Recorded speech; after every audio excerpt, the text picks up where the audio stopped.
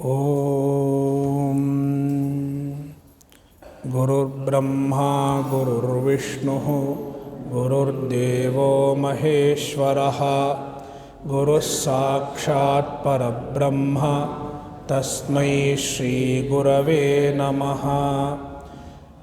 ॐ सहनाववतु सहनौ भुनक्तु सह वीर्यङ्करवावहै तेजस्विनावधीतमस्तु मा विद्विषावहै। ॐ शान्तिः शान्तिः शान्तिः।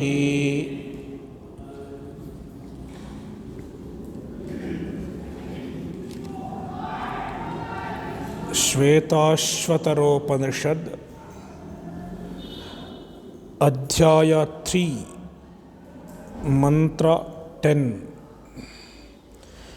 ततो यदुत्तरतरं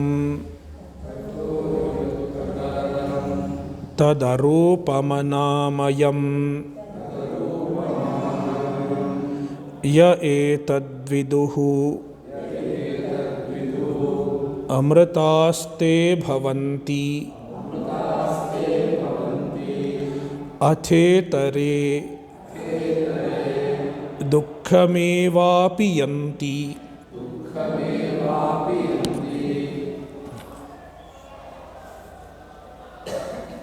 In the last session, we have discussed the sadhya sadhana sambandha between jnana and moksha.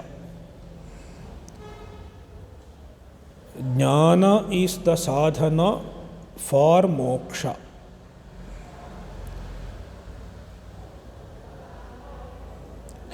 Now, moksha involves freedom from samsara. Moksha involves removal of samsara. When there is no samsara, it is called moksha.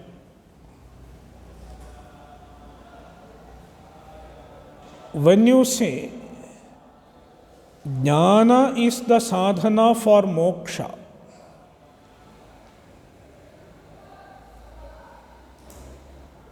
jnana should be able to remove samsara.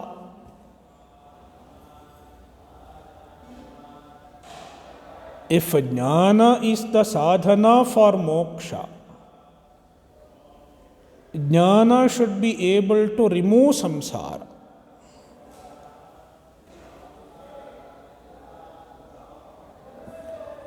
But can jnana really remove samsara? Because in our experience, we don't see jnana removing something. For example, in this room there is a dust. Can any knowledge remove the dust? Okay, I know there is a lot of dust in this room. Then will the dust go away? It doesn't go away. That is why, in our experience,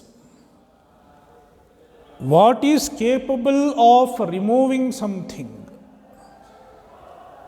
What is capable of removing the undesirable? It is only karma. Karma seems to be a sadhana for removing the undesirable. When it is so, how can jnana remove samsara?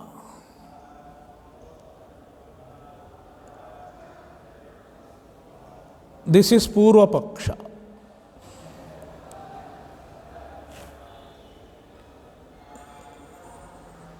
This has to be answered.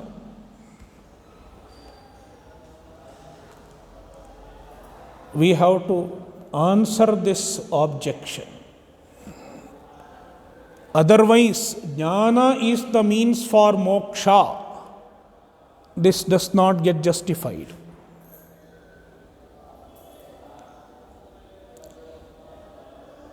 Therefore, karma is the way to remove the undesirable. Jnana cannot remove the undesirable. This conclusion holds good only as long as the object that is removed is real.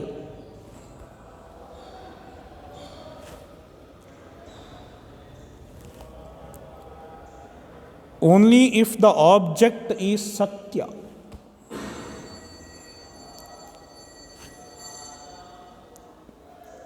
If the object is satya, if the object is real, then jnana cannot remove it.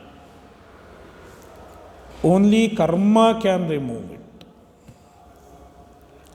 For example, the dust.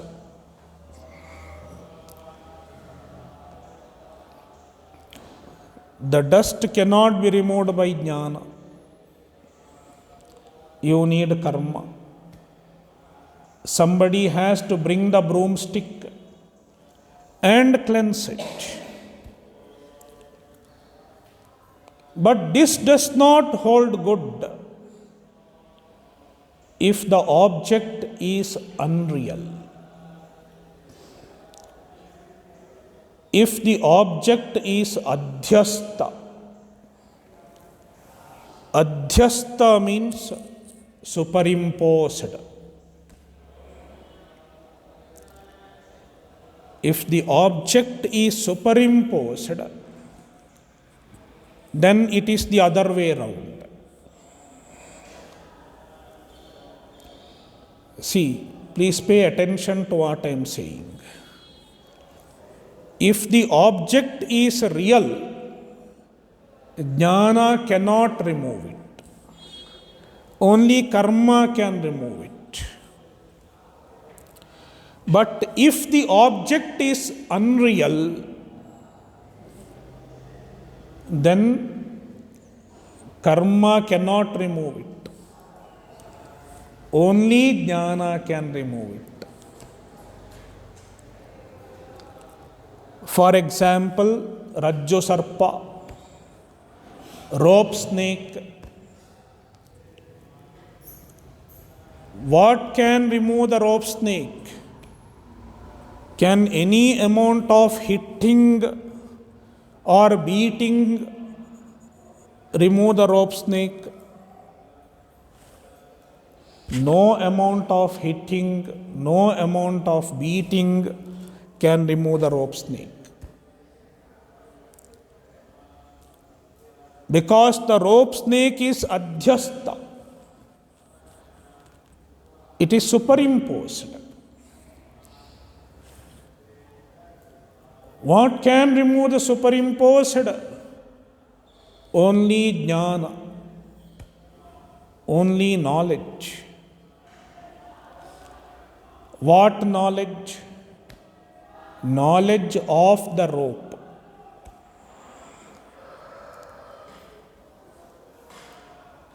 Adhisthana jnanena adhyastasya nivrittihi. The knowledge of the adhisthana removes the adhyasta.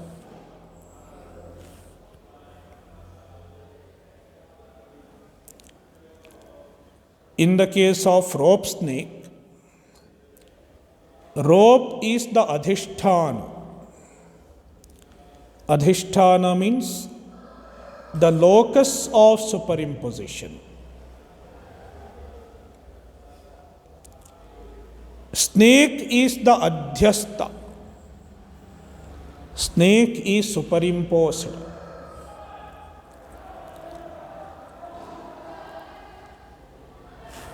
When you know the adhisthana, when you know the rope, adhyastha goes away.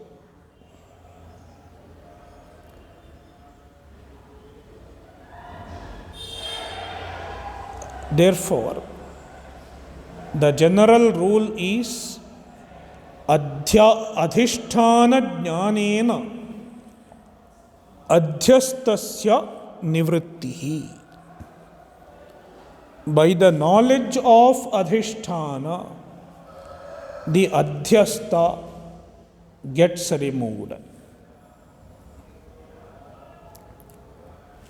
Likewise, even the samsara is adhyastha.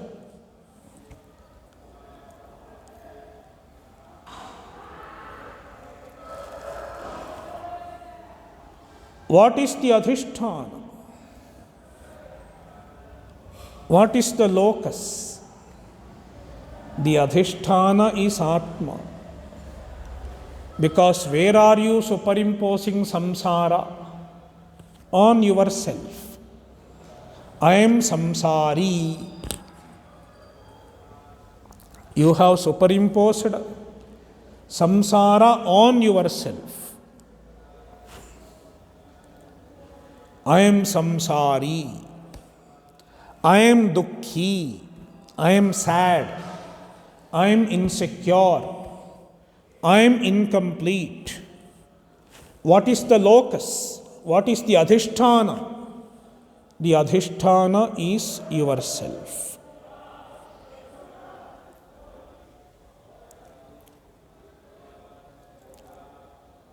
So, samsara is superimposed on the Atma. Therefore, Atmajnanena samsarasya nivritti. Atmajnana puts an end to samsara.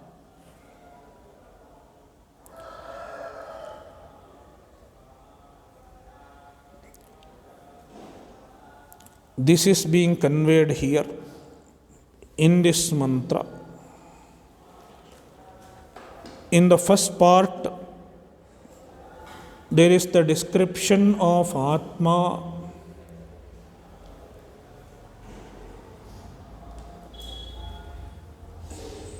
By the knowledge of the Atma, samsara can be removed only if the Atma Swarupa is free from samsara.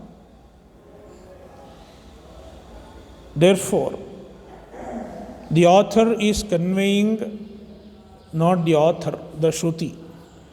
The Shruti is conveying that samsara is not essentially there in the Atma. The Atma is essentially free from samsara. How Atma is essentially free from samsara? Tato yaduttarataram. It is uttarataram. Tataha uttarataram. Tataha refers to jagataha. With respect to the jagat,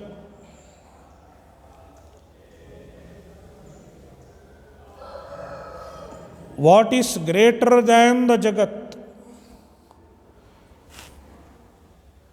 Greater than the jagat is jagat karanam. Jagat karanam is the maya, prakriti. Maya is the karana, jagat is the karya, effect. Whereas the Atma transcends both Karana and Karya, transcends both Maya as well as the Jagat. Therefore, Uttara Tara is even Uttara. See, Tataha Uttaram Jagat Karanam. Jagataha Uttaram Jagat Karanam. Uttara Taram means it is transcending even the Karana, implying Karya Karana Vilakshana.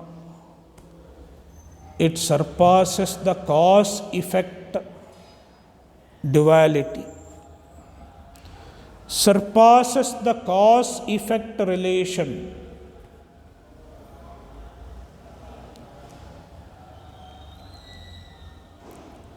Brahman is neither the cause nor the effect, because both cause and effect are superimposed on Brahman.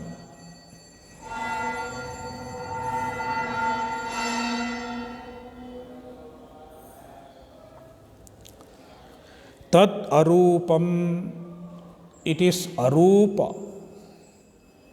It does not have any rupa. Rupa means color. Brahman does not have color, implying no attributes. From color, we can understand all attributes. Nirgunam ityarthaha, free from all attributes. And since it is free from attributes, anamayam, it is free from samsara. Amaya means dukkha, sorrow. Anamayam, free from dukkha, free from samsara. Atma is essentially free from samsara. Therefore, the samsara that we experience in the Atma is adhyasta.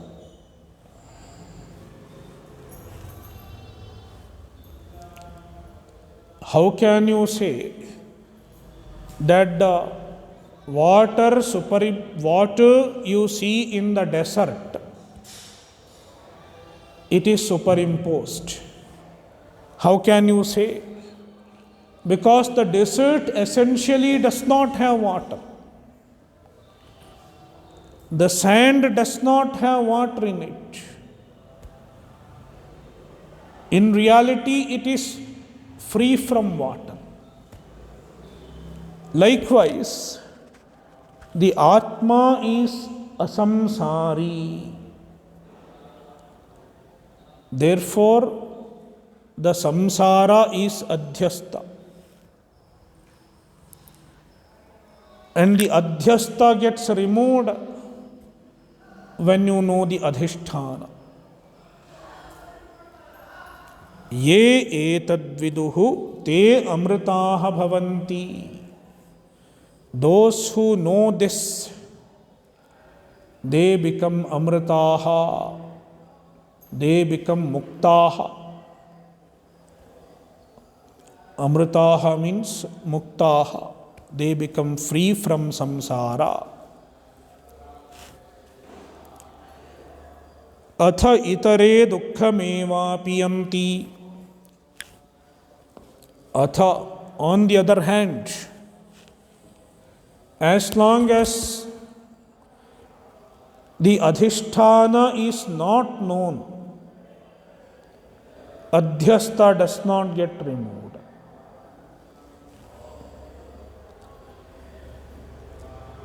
Until you know the rope, the snake will not go away.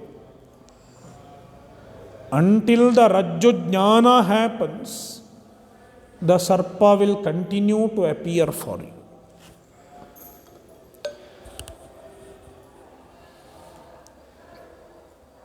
Likewise, until the Atma is known, the samsara will continue.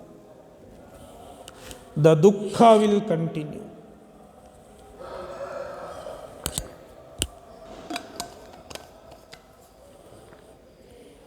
Therefore, the Upanishad says, Atha itare dukkhameva apiyanti. Itare, the ajnanis, dukkham eva apiyanti. They will get dukkha only. They may try to do anything else, and they may seem to be happy for a while, but in reality it is dukkha only.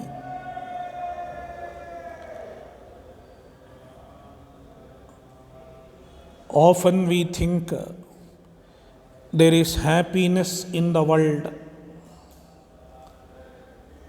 If I go to America, I will be happy. If I go to Australia, I will be happy. If I get a lot of money, I will be happy. People have so many misconceptions. But one can try any other means. It is going to give only dukkha. It seems to be sukha for a while. That is why Patanjali says in Yoga Sutra, Parinamataapa samskara dukkhaihi Gunavritya virodhacha dukkhameva sarvam vivekinam. For a viveki, everything in the world is dukkha only. It is not sukha.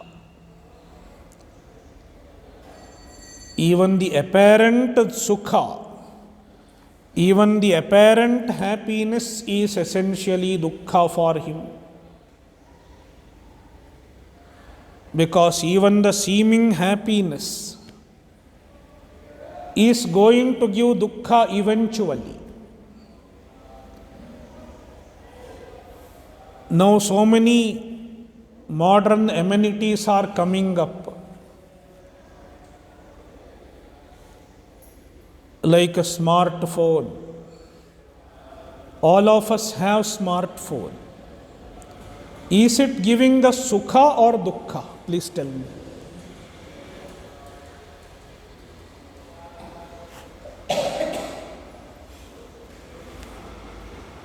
It seems a smartphone is giving a sukha. But if you analyze, smartphone is an addition of headaches. Already we have ache in this head. Smartphone is like another head.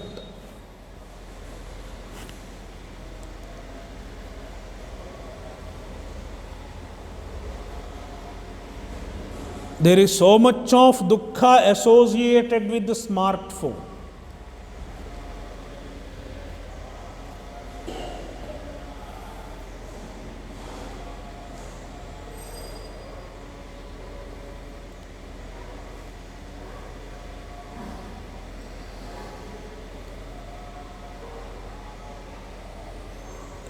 Therefore, dukkhameva sarvam vivekinam. Everything is dukkha for a viveki.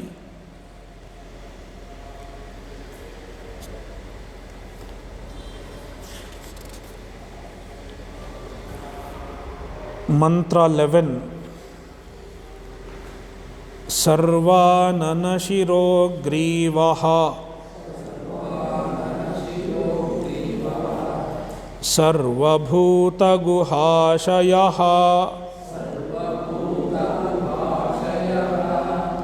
सर्वव्यापी स भगवान् तस्मात् सर्वगतः शिवः।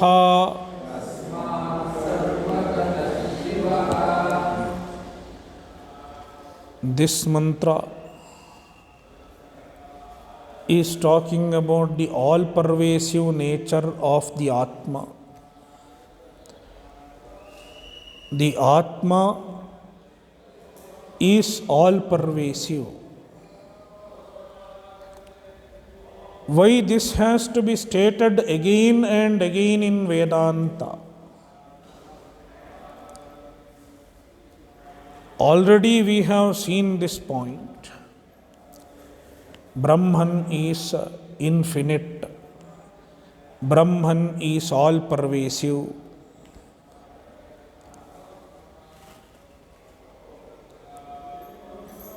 Then why this has to be told again?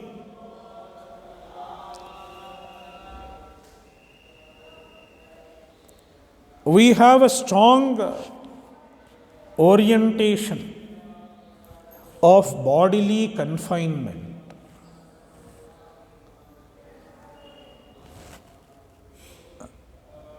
A confined identity. I am confined to this body. I am limited to this body.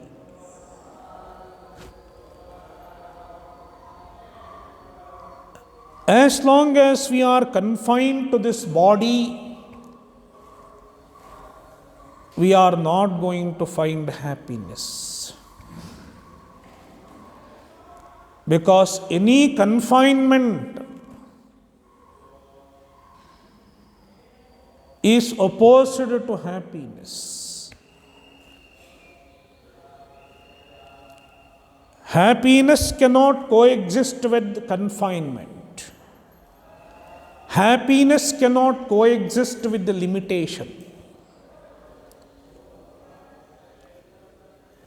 That is why imprisonment works as a punishment.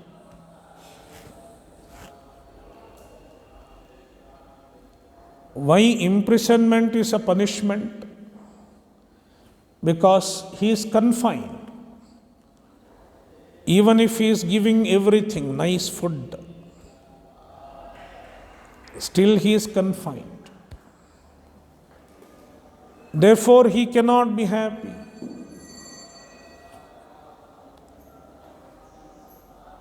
Therefore, to be happy, we should be free from the bodily confinement. Now, how to be free from bodily confinement? Should we get an out of the body experience? There is something called out of the body experience. Some people go outside the body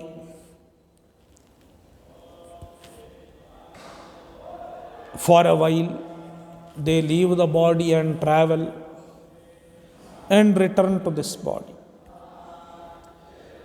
Some people get this experience. Does this out of the body experience make us free from the bodily confinement? It does not. Because even if you go out of this body for a while, you are still confined in the Sukshma Sharira. Out of the body does not mean you are giving up Sukshma Sharira. You have just gone out of this Sthula Sharira for a while. Then you sit again here. Therefore, out of the body experience does not play any role in the pursuit of moksha. It cannot give you moksha. Therefore, don't ask me how to get out of the body experience.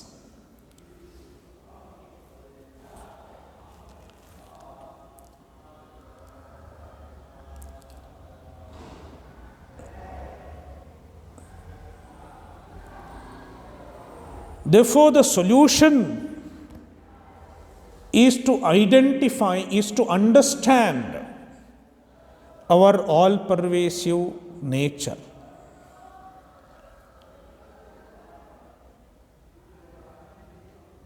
And to constantly remind us of our all-pervasive nature. I am not confined to this body. My Atma is all-pervasive. This vision we should constantly remember. Keep reminding ourselves. That is why the Upanishad repeatedly points out, you are not confined to this single body. Your self is not confined to this single body. The Atma is all-pervasive. It is the Atma that is present in every body. The Atma which is present in this body is same as the Atma which is present in every body. There is no bheda in the Atma. There is no difference in the Atma. If there is no difference in the Atma, then why do we feel the difference? I am different from you. He is different from her. What makes this difference? Then the Vedanta says, it is only Upadhi Bheda, not Atma Bheda. There is only Upadhi Bheda.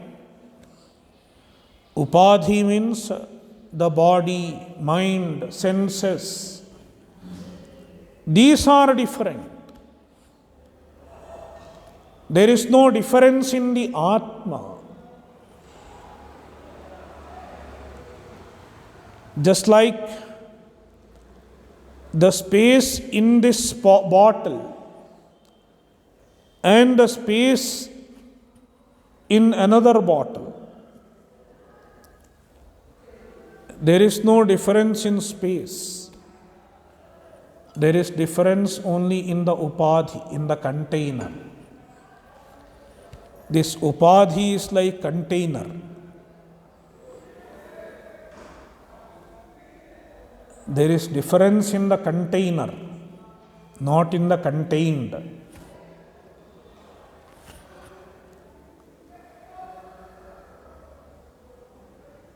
Therefore, Saha Bhagavan, the Paramatma, the Brahman, Sarvanana Shirogrivaha, Sarvani Ananani Shiransi Grivascha Asya iti Sarvanana Shirogrivaha.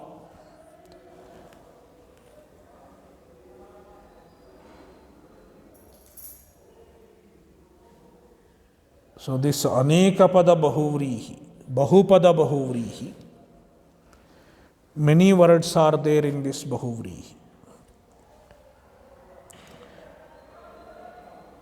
So all ananas, anana means face, Shira, head, and Griva, neck.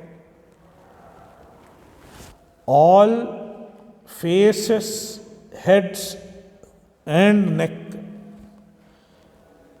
belong to the same Atma. not just one head, all heads. All heads belong to Ishvara.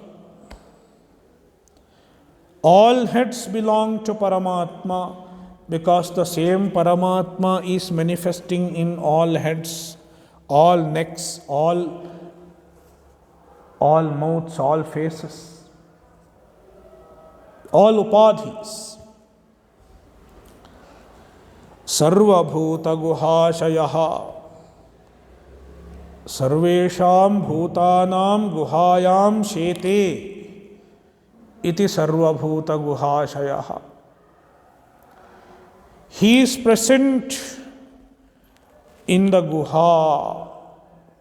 Guhayam shete iti guhashayaha. Guha means a cave. Here cave means buddhi. Buddhau guhayam. In Vedanta, buddhi is called guha, because buddhi is the place where Atma Tattva is hiding. Atma is hiding in the buddhi as the consciousness.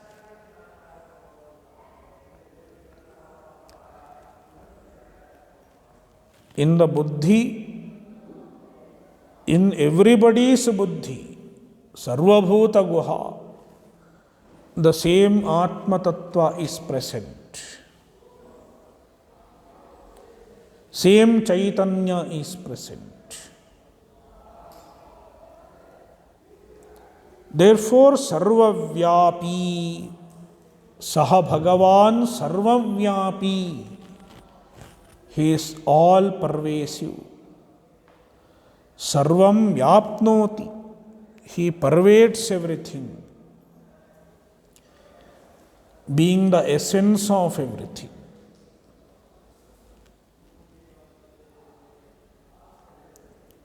In fact, vyapti can happen in two ways. One vyapti is being different from everything, it can pervade everything. For example, air is pervading this room. Everywhere in the room you will find air. Therefore, air also can be vyapi, because it is pervading. But even though the air is pervading, air is not the room. Air is different from the room. The room can exist even without air. Suppose there is no air, the room will be there. Therefore, the pervasion of the air is of a different nature. But the pervasion of Paramatma, it is of a different nature. Because the Paramatma pervades everything, being the substance of everything.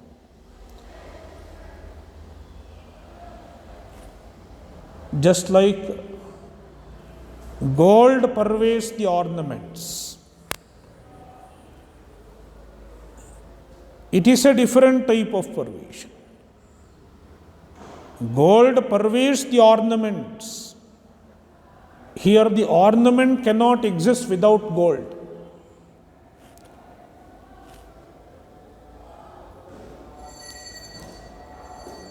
Likewise, when we say Paramatma is sarvavyapi,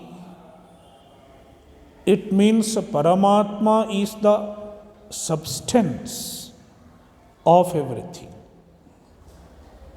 Being the substance, it is pervading everything.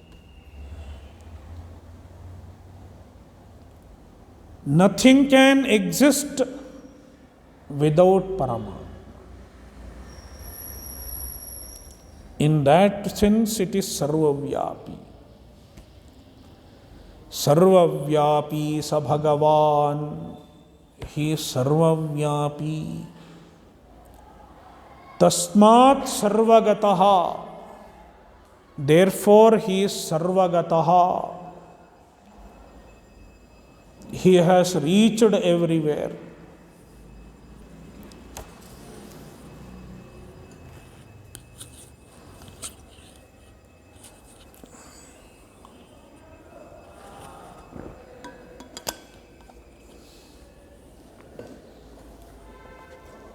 Reaching means there is no distance. Suppose you say, I have reached Bangalore. What does it mean? There is no distance between you and Bangalore.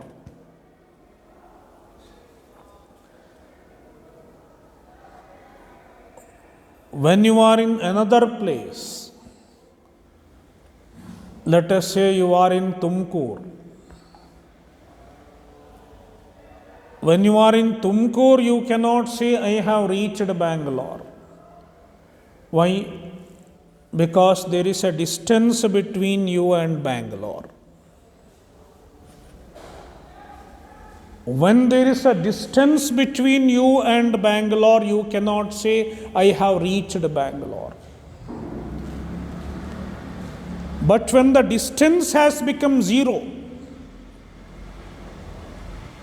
when you are traveling from Tumkur to Bangalore, as you travel, the distance keeps reducing. Your distance traveled may keep increasing.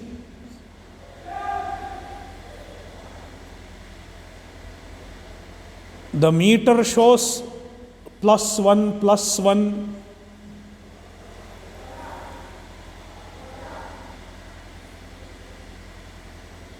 The distance measured in your vehicle keeps increasing.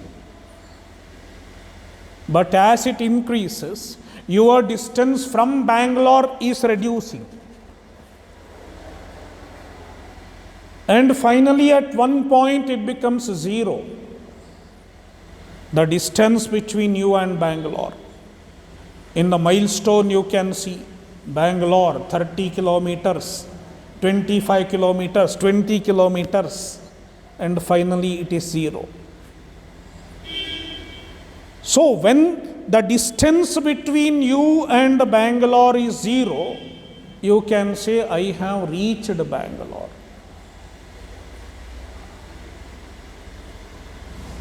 Therefore, Sarvagataha means it is zero distance. Zero distance from anyone.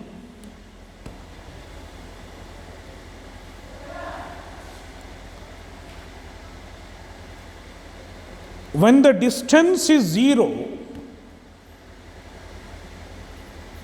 you don't have to travel to reach it. No traveling. That is why there is no gati. No gati. If you have to go to any other loka, we talk about a gati, a journey. In Bhagavad Gita, we have discussed Shukla Gati and Krishna Gati. Two types of gatis. When do we need the gati? When we have to go to some loka. But if you have to reach Brahman, there is no gati. Natasya prana utkramanti. A jnani's pranas do not travel. Atraiva samavaniyante. He remains here only.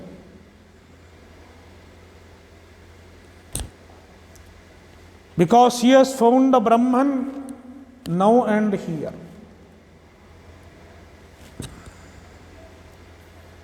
Atra Brahma samashnute. He finds Brahman now and here. No gati, no traveling. Therefore, Sarvagataha and Shivaha. Shivaha means Mangalaswarupaha. He is auspicious, free from samsara.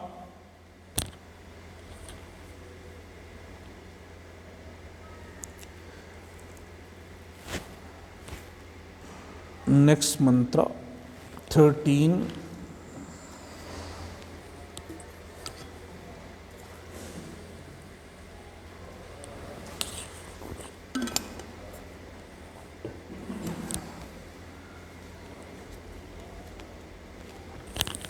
Angushthamatrah purushontaraatma.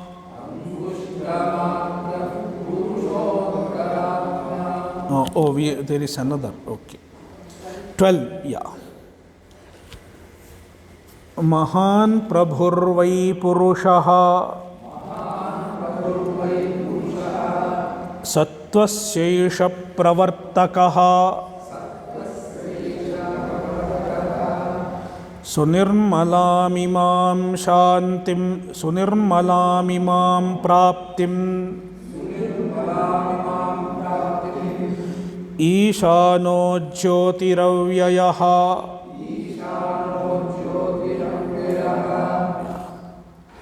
Okay, we'll stop here. Om Purnamadah Purnamidam Purnat Purnamudachyate Purnasya Purnamadaya Purnamevavashishyate. Om Shanti Shanti Shanti. Harihi Om Shri Gurubhyo Namaha. Harihi Om.